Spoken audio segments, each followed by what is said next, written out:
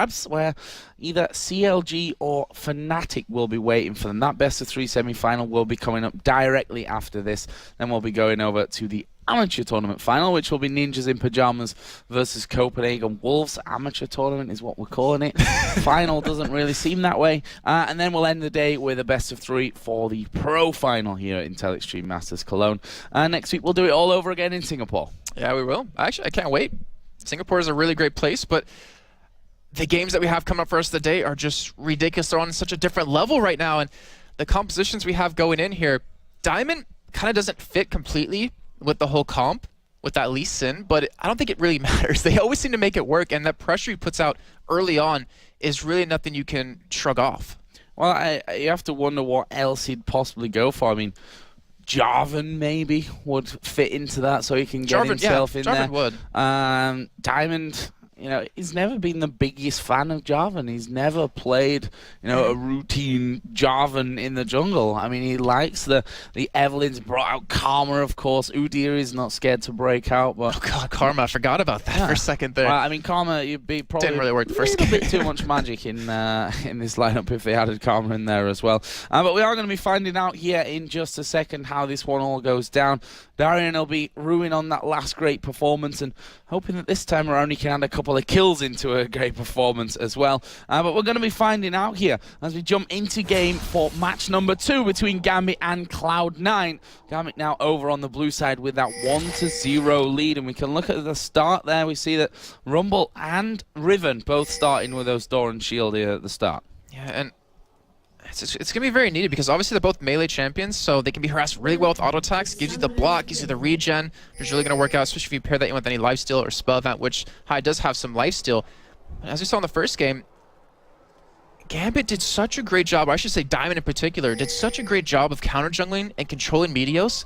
I want to know, can he pull it off again here? Because that's what kept him so out of the game. I mean, he used, I think, one ultimate to gank, and that was at the tier 2 turret pretty much 20 minutes into the game, and we were able to pick up that kill on a Darien. But if they can do it again, that's going to mean Meteos will be kind of controlled, and they need those ultis, they need those early kills. Well, a 10 starts as things here once again. A lot of pings going down from Gambit there. Just letting them know that there's probably a ward right there. Darien spots the second one coming in onto the blue buff as well. And it looks like Gambit definitely investing quite a bit here towards this top side. I guess they assume that, or obviously any team would know this now, is that Diamond will start red most likely. And they want to be able to keep that blue. They want to at least keep their own 2 and be even, if not get 3 over onto Meteos, who is just kind of sitting middle. It looks like he wants to go for invade here. And we already see Genja bottom. I don't think he was spotted by that ward. Edward was just spotted though, and he might come up here to really support this. They don't want to let this buff go. This could be an incredibly interesting start. Lemon Nation, Meteos, Sneaky all headed around the top side. As soon as Darien sees that, the other 3 are going to loop around here. And there, they do see it. Alex Itch is going to be coming in as well. Darien here is moving himself back now that they've got that vision. Diamond dived right in there on towards Sneaky. Alex Itch here coming around the side. This is going to be a lot of damage from Gambit there onto Sneaky. Less than half HP. But Cloud9 are not finished here. They're moving back in onto this one. There is a flash, and there is a stun across them from Aaron. First blood comes in. High going to get knocked back. He manages to get the kill. Will they stick around and fight this one out? High going very, very low. There's a lot of damage coming in onto him, but he's still alive. He's managed to get away. Flash has been burnt all over the place. Diamond goes down. And Lemon Nation falls as well. 4 kills here at level 1. I thought we might slow down the pace. There's a cancel. Edward not quite got the damage. How was that a heart attack there? that was crazy. Level 1 action from both teams, and we saw yet again Gambit was able to stall Meteos from doing anything right there. I mean, you could argue in the same sense that Diamond now won't be able to get a buff anytime soon, but he has 2 assists under his belt, which Meteos only has 1. So that gives him a nice early advantage. He goes for a ward here, and also Alex returning to lane with another Doran's ring. That is going to be really hard to deal with if you're High. Look at the summoners, or lack of summoners, I should probably say at this point. Not really much left across the board. Edward, that flash stun that he pulled down there, we talked about him both before, during, and after game number 1 because of how well he executed that, and he's done it again here. That's what really got that fight started off for him. And they were so tunneled in that area that it was allowed to hit that stun across multiple people. In the meantime, Genja and Balls were like, what's happening up there? Because they were just sitting down there farming away. So that would give Genja a little bit of an early level advantage and also a CS advantage, which he's currently 15, well, now 16 to 1 in. Yeah, going to be very interesting how that one all pans out. This mid lane as well, obviously, First Blood. Actually, who did pick up First Blood in there? I can't even remember after that one. It was Alex that picked up First Blood, of course it was. Hai did manage to get himself a kill as well. Did go and get away from it as well, so he didn't fall after that. And Diamond comes in. There is a red buff there. It's just slightly invisible at this point. I was about to say, well, did he counter jungle? Yeah. But I don't remember seeing that happening. Confused me as well for a second, but red buff is there. Diamond's going to be taking that one away. And you're seeing Hai right there. He's doing fairly well against Alex. He's able to harass him down quite a bit, but eventually Alex will get to the point where he should be able to take Hai on before that level 6 point. And right now, with all these summoners being down, the jungle should be so excited and so ready to start ganking, as we're already seeing Meteos come down or come up to this top side, which he just did in that last game. It looks like they want to force Darien away, maybe take an early turret yet again. Same time, Diamond's doing the same thing bottom. Got a level in the claw already, and we just saw him using it to push that wave out. And the funny thing is, Diamond's not going to be spotted here coming around, so he's going to be actually out in the open. And because of the fact that Darien's alone in the top there, they realized that that was going to happen. Actually goes off to the ward. He's got the red buff on here as well. Diamond lands the Q as well. Has he got the damage to finish off Balls? At least bait out a flash. No, neither of the two. Balls will just back off. Very smart play by Balls to just get away. And he didn't even have to use that flash on top of that, so he was able to secure those. But in the meantime, we're going to see one tower traded for Cloud9, taking the top one. And Gambit, they're going to go for Dragon. Yeah, moving straight in for this one. No messing around on their front. Alex coming in as well. They might lose another turret. Exactly. Cloud9 still pushing that top end. They're going to get the Dragon. Yeah, they lose out on so much with that turret being down. They lose out on control over their blue buff too. But can Darien stop it? I mean, if he can hold them off, this is going to be a huge win for Gambit. Oh, flash in there. They're going for Darien. That was... I think he just, a little bit hasty for Meteos, yeah. I think he just wanted to make sure he was out of the lane, make sure they can get this turret, but he's still sticking around. He still wants to keep them off this, and he's able to defend the turret. So Gambit coming out ahead in that trade, have a little bit of a gold advantage here, and a very smart play. They didn't want to take the turret just yet because they realize Genja is stomping Balls right now. 39 CS to 6. Certainly is stomping Balls. He's continuing to push back in towards his turret. Half HP already gone. Darien trying his best to clear out those minions as fast as possible. And here comes Diamond on Lee Sin around the side, and just the sheer presence of him is enough to force Cloud9 completely away from that. So he's got to make sure he can get every single CS he possibly can right now. I mean, like I was saying in the first game, he doesn't necessarily care about how much CS he gets early on, since he depends on that ultimate to really lock down these fights. But against Gambit, I mean, it was shown that last game he needs the farm, he needs the items. And right now, Midas hasn't backed away just yet, hasn't gone back to get anything built. He's sitting on 1,200, almost 1,300 gold. I'd be surprised if he goes for that Spirit Stone. But right now, the Summers are coming up again. Meteos is level 5, approaching level 6. We should see some ganks happening soon. And Diamond, again, game number 2. Counter-jungling Meteos as much as possible. He realizes the threat of him and just takes him out. Yeah, taking the Wolf Camp. And this bottom turret now under pressure from mainly Edward. Genja's not really doing a lot to help out with that one. And, well, with that duo lane coming down from Cloud9 after their exploits in the top lane, they're able to keep that one safe. And speaking of the top lane, Darien, he isn't pushing the lane out quickly. He's actually leaving at his own turret. He's making sure it stays on his side of the map so he can keep Balls starved of money even more. That is a very smart play out of him to really do that. And that means Balls got to roam around. He's got to look for kills somewhere, or look for farms somewhere else. And if he obviously goes to a different lane to take some CS, he's taken away from his teammates. So overall, a fantastic play by Darien. Genja holding that lane out as well. Yeah, Meteos now is moving in. He's not quite level 6 though. That could be spotted by a ward though. Bit of a hindrance to him. And yep, that ward is quite far up the lane, so he's going to be spotted. It's funny because Diamond used it to fight Balls, but in the end it's working out well to see him where he's coming with those ganks. It was all calculated. He's going to see it here in a second when it does disappear, most likely. He's trying to counter jungle Diamond though, but Diamond still, he's doing what he did in the first game. He's farming as much as possible. I mean, because they've spotted that one, you see Genja and Edward already backing off from it, not wanting any piece of that one. Meanwhile, this mid lane being fairly quiet considering the explosive start that we had from them. Alexic picking up the first blood, of course. And there you see his game 1 statistics with Kha'Zix. 12-4-4 he ended in that one.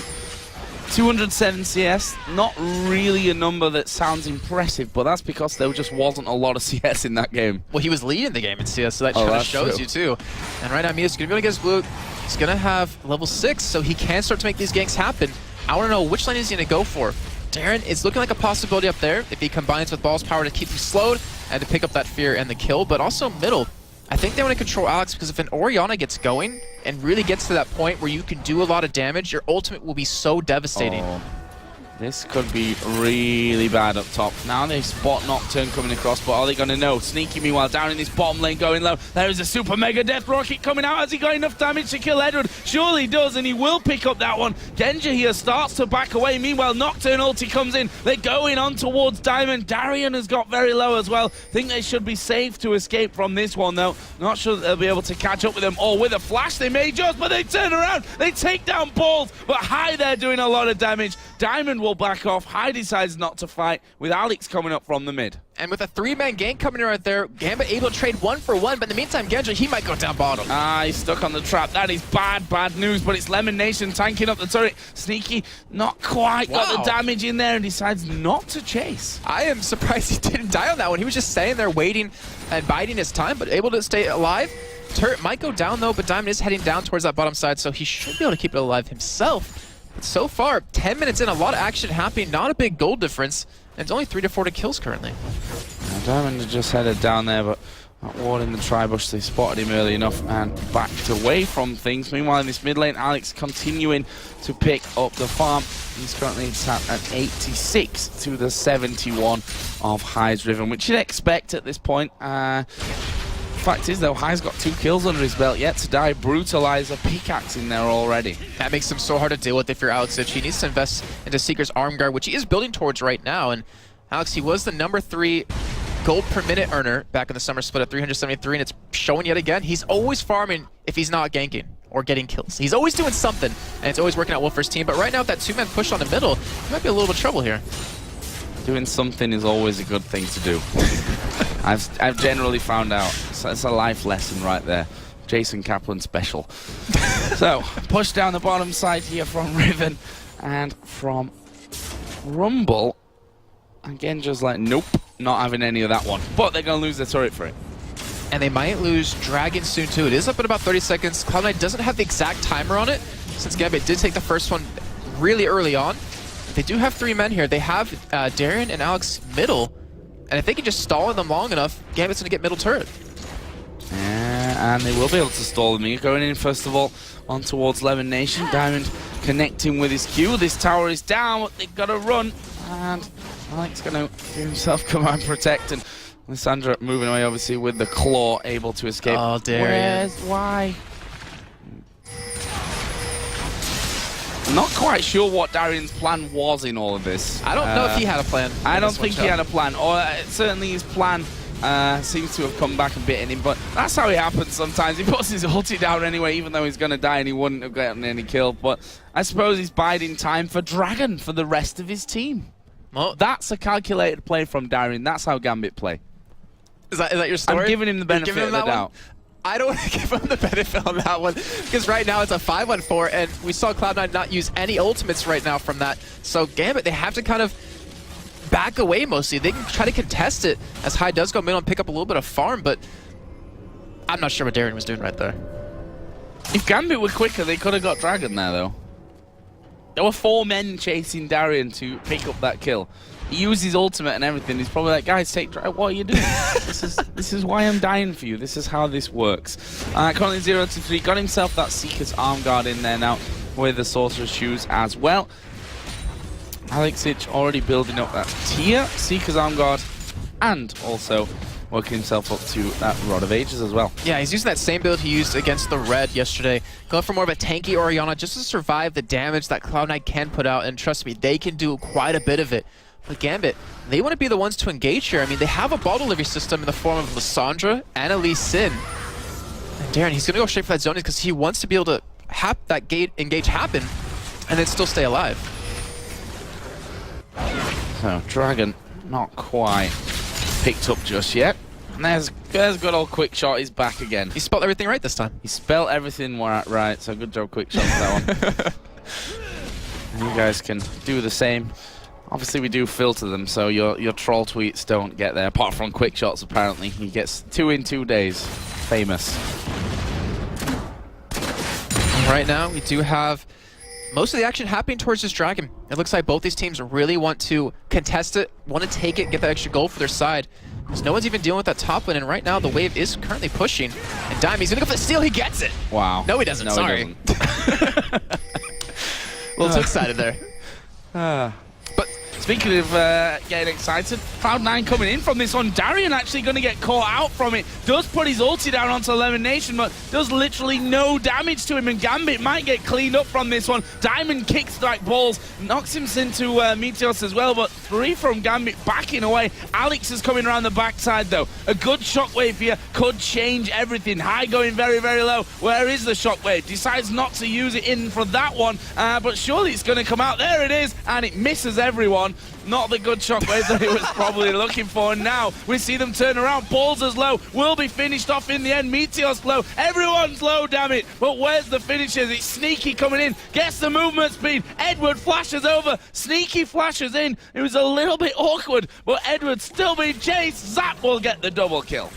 Everyone low is the true tale of that story right there. If that ultimate did hit off of Alex, I really would have... Actually, no, it couldn't even hit right there where it was, but I wonder if it did go down perfectly, could they have picked up quite a few more kills? And that was such a great job by Cloud9 to say, hey, we have not a position. We know Alex is middle. We're going to go for a fight here. And with that, they take the dragon, they take the gold lead, and now they have this great advantage in this game.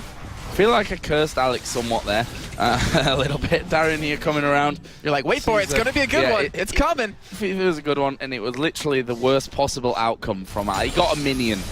At least he So got I some suppose CS. he didn't get nothing. No, he didn't kill the minion. Oh, he didn't even kill him. He just flung the minion in. Didn't quite kill it off. So Alex certainly pulled off better ultis in his life, that's for sure. But That's the it leaves downside. us with Cloud9 8-5 up in kills.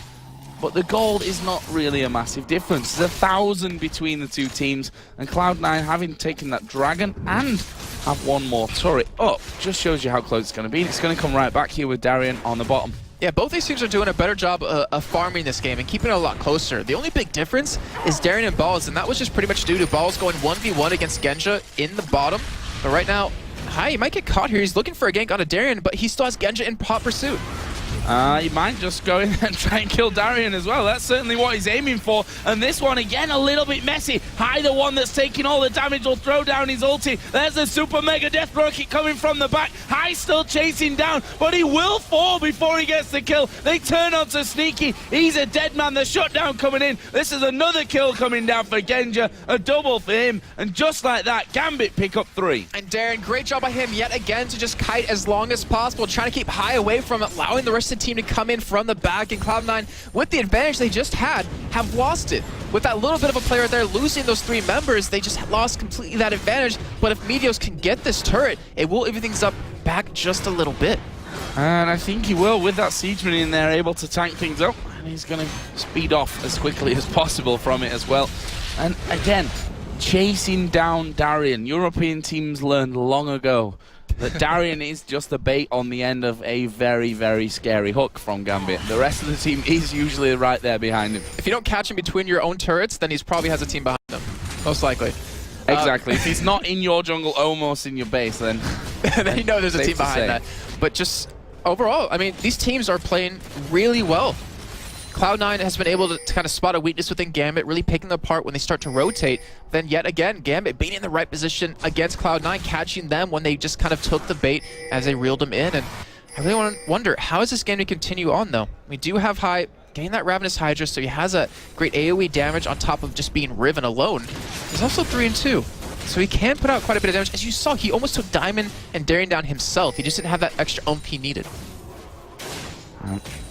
If you look down and kills, well, Edward, I mean, we've come to expect that by this point, that he's always got a couple of kills on the board. It's like a 2-2-2 at this stage. 2-0-2 for Genja. Moving in. Not really got that spike yet that he needs, but that'll be coming in soon enough.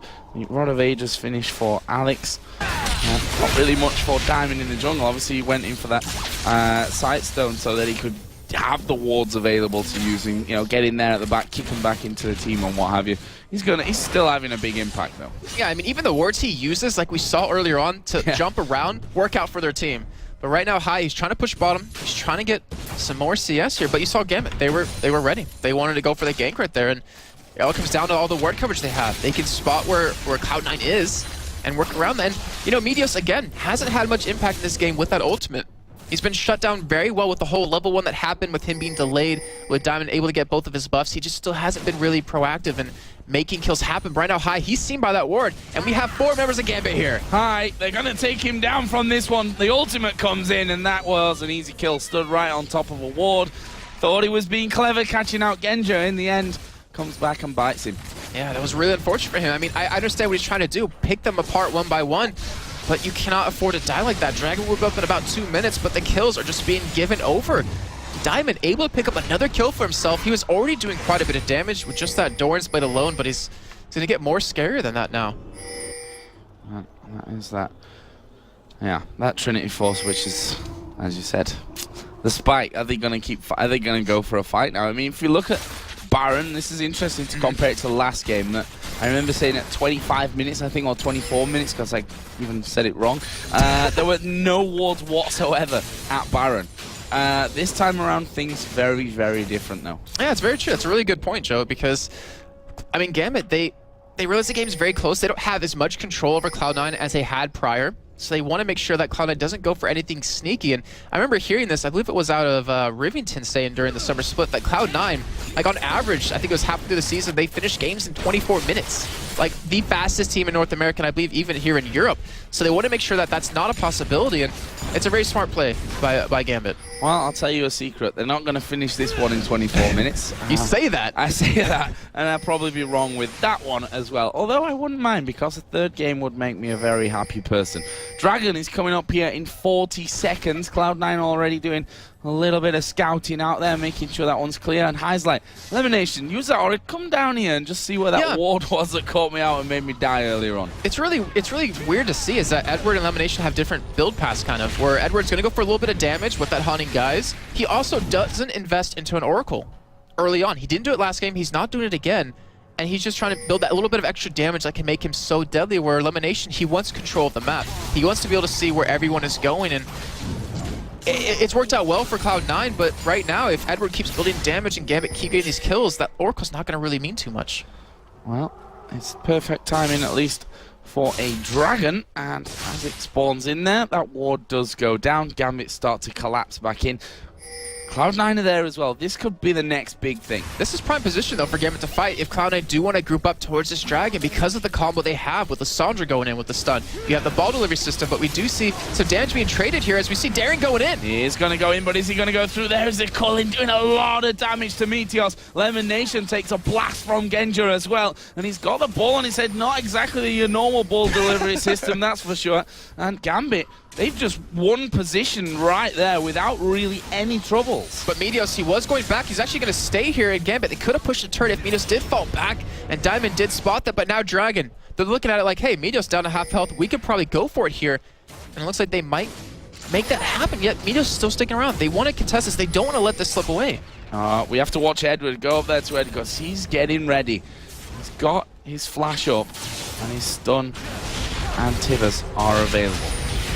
Let's see. Last game, he managed to control 4 men from Cloud9 at the Dragon fight. There is the smite out. It's Diamond that picks that one up. Are they going to fight? There's a shockwave. Again, hitting nothing, but there is Edward. And another 4-man stun coming in. High going to get the ultimate onto him. Balls is going very low. There is the kill at the backside as well. But Sneaky, he's still full HP. They've got to finish him off. They finally get him out of the fight. And Genja chases in. Darian dodges in as well. And that will be a kill for Darian. His first of the game. Lemon Nation escaped. Balls did escape as well, and that will be a 3-for-1 with Dragon going over to Gambit as well. And say hello, Europe, because Edward is back. That was ridiculous yet again. He's like a Sona on an Annie, but he does more damage. He's landing these stuns left and right, and Cloud9, honestly, that was a great fight for them in the beginning. You had High in there on 2 or 3 people with this Q spam constantly doing a lot of damage. You saw Gambit escape with barely any health left on a couple of people. It's just they didn't have the extra damage they needed to finish that one off. Incredible again from Edward. Seems to be having a lot of fun and feeling comfortable in this Gambit team. Maybe it's because he's playing like champions that he wants to play, you know? Because he hasn't been forced to play Sona just yet. That might change, true. though. It's probably in his contract, actually. It's like, cannot don't make me force play me Sona. to play Sona ever again. I can see Darian. the Photoshops on Annie's face now already happening for him. Oh no. The Sona it's 1 done. did enough damage to us all. Please do not Photoshop an image of Edward on Annie. Alright, that's already encouraged a few more thousand people to do that. So let's talk about this top lane, because both Darian and Genja there, Cloud9 sending 4 men up to that top side to stop that push. Yeah, see, what happened in that last fight was that we saw Balls put down the equalizer to cut off Gambit, to cut off like a retreat, to split them in half. But even though it worked, it kept them slow enough for Hai to get in there, it just wasn't enough. The rest of Cloud9 didn't have what they needed to jump on top of them. They didn't have the ability to get Lulu in there and get that knock-up onto people, at least the ultimate alone. And because that Gambit were able to survive long enough, were able to retreat far enough, mitigate quite a bit of damage and turn that one around, things still can't change. Like, Cloud9 still can win these team fights, but if they keep letting kills slip over, eventually Gambit will be so far ahead in items that it'll be really hard, almost impossible to come back from. Clearing up everything that they can there. And the Oracles, we mentioned that earlier, a little bit different between these two teams. It's Diamond that did the same in game number 1 for what brief Oracle time we really had there. It was just a fighting game, basically. There's the blue buff actually going to be picked up. I didn't quite see where it was picked up there, but Meteos is going to dive into this one. It was Alex, I think, that got that blue. Where is the shockwave? He's playing around with it, waiting for the right time, but Hai dives into the middle of him. There is a shockwave, gets 3 of them, but can they get away from this one? Alex taking a ton of damage. Diamond going to go low here as well as Alex falls down, and that will be a double kill coming out for Sneaky. The final one picked up by Meteos, and Cloud9 turned back around, and only 2 men surviving that one from Gambit. And this time in this fight, they got the equalizer down perfectly, and they were able to collapse on top of it. They were able to finally follow it up, and with that, they pick up those 3 kills. Cloud9, phenomenal play. Yeah, they easily could go for Banner. They have the people, they have the health, and only Darian and Genja are there to stop them, but that was so well done. They made it so Edward couldn't get a giant stun onto the enemy team with a flash engage, and they come out ahead. They might come out with Baron on top of this. Oh, balls. Oh, wow. He's actually going to go down here. Genja picks up that one. He's now on a rampage, and they've stopped doing Baron. They've done enough to stop this Baron attempt, but will Cloud9 turn around and go back in for it? No. They find it too risky at this point, and I think that's the right call as well. However, they need to be careful, because if they leave this one completely as Edward gets hit by the Baron, putting a ward down, doesn't like vision. Well, how would you like it if someone had vision of your house, Jason? You wouldn't. They would see some weird things. I'm sure they would, but none of them should be delved into onto this stream. Thank you very much. Gambit here are, in fact, now just pushing straight up that mid lane, and why not? They've seen that Cloud9 have backed away from that one. In fact, I say it's Gambit, it's more like just Genja that did that. He's being very aggressive. I mean, you even saw at that blue buff, which kicked off that fight, he was the one to get caught and eventually into a fear by Meteos. But Cloud9, I mean, we're 26.5 minutes in. Gold is pretty much even. Kills are pretty much dead even here. Turrets are very close. And right now, it's really anyone's game. Cloud9 did such a great job of getting back into the game when they were losing team fights constantly. They were able to turn just one around, and that's all they really needed, because look at Sneaky's score. 6-2 right now. Genja 4-5. The AD carriers are really stepping up this game. So, bit of a quiet period maybe. We've got Dragon coming up here in just over a minute's time. Elimination being chased by Edward, who might get in trouble. Actually, they've stunned him up. Sneaky's dead.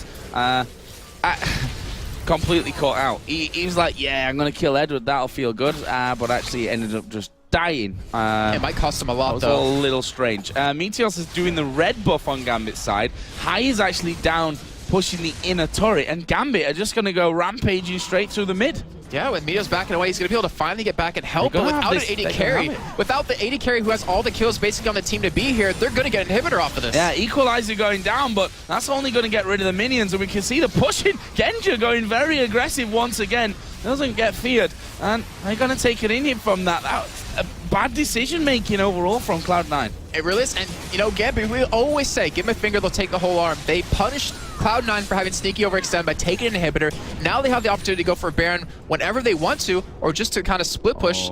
And with this Oracle, they're baiting him at ball. He's going to check it. Oh, it doesn't need to. They're just going to go straight in for him on that one. We see the flash away. Meteos going in at the back. Darian waiting. He wants to get his ulti off, and he is going to get it off onto Hai this time. Meanwhile, Diamond being forced away. There's a 2-man shockwave. They're calling blasting through there. That's a lot of damage, but they focus in. High gonna go down. Genja absolutely beasting them there at the back as Diamond comes in again. Everyone's really low again, but Genja is cleaning up this one. Sneaky uses the barrier. Genja dashes in. Triple kill. Catch my breath. Lemon Nation headed up towards the top here to get away from them. They're not going to push past that one. Meteor survived as well. And I say they're not going to push. Alex was having a bit of a luck, but Lemon Nation able to speed off. And Genja, considering how out of position he was at the start of the inhibitor there, when he just dashed straight into him, no problem, he handled that fight so well. He really did. And the thing was, we have to think, that was a Gambit engage. They went straight in for that, but Cloud9 were able to turn it around, pick up those kills. They got him really early on. But because of the position of Genja, just like you said, because of Alex being so tanky right now, they were able to stay alive long enough, allowing Genja just to go to town on the enemy team. And from that fight alone, he's now 7-0-5, Joe. 207 CS. His items are getting to the point where it's really ridiculous, as he was sitting on 2,500 gold. Picks up a Last Whisper free of, well, not free of charge, but at once. And right now, Cloud9. This is going to be very hard to come back from. New addition to the shop. If you do well, you get a free Last Whisper. Best offer of the century. It just costs you gold. Yeah. Yeah. Diamond with that Oracle clearing out, and Pink Ward was basically a waste of gold at that point. Diamond here. And the rest of Gambit setting up for a dragon. 30 minutes almost into this game.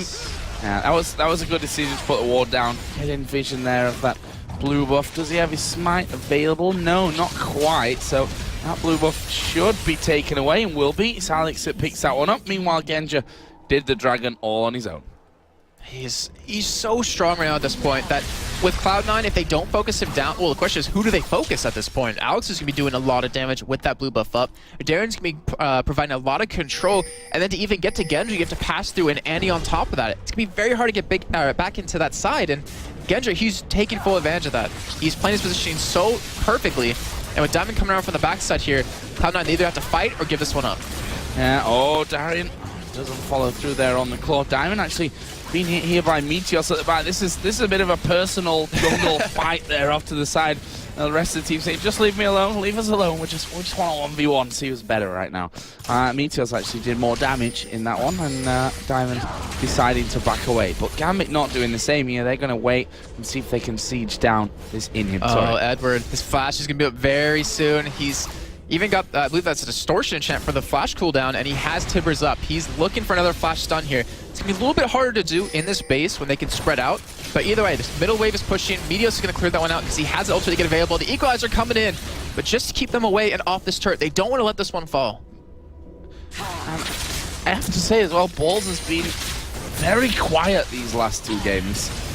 This game certainly a lot more present than in the last one. Couple of good equalizers, but just overall not had the impact I think that Cloud9 really need out of him, especially with this rumble. And when he does actually make his presence known in the fight we just saw prior, like, he can really make this thing happen. But the fight breaks out here. Genja getting chased. Yeah, they're going in towards Genja there at the back. Darien using the ultimate on himself, but look at the damage and the shockwave coming out of Alex Siege. High's gonna fall here. They've absolutely obliterated them, and Genja pushing in onto the backside. Alex will steal that one away, and there's the flash in from Edward. Didn't quite have the damage to finish that one off, but this is going to be the game here. Gambit have those super minions coming up the mid lane. They're going to take down the turrets. Only Lemon Nation left standing. Gambit Gaming going to continue the Cloud9 European curse and win 2-0 to go into the final of the Intel Extreme Masters here in Cologne.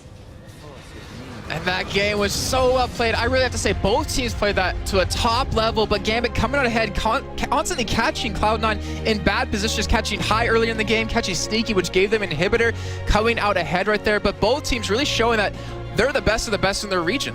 Such an incredible game there. Yes, it didn't go to 3 maps, or 3 matches, technically.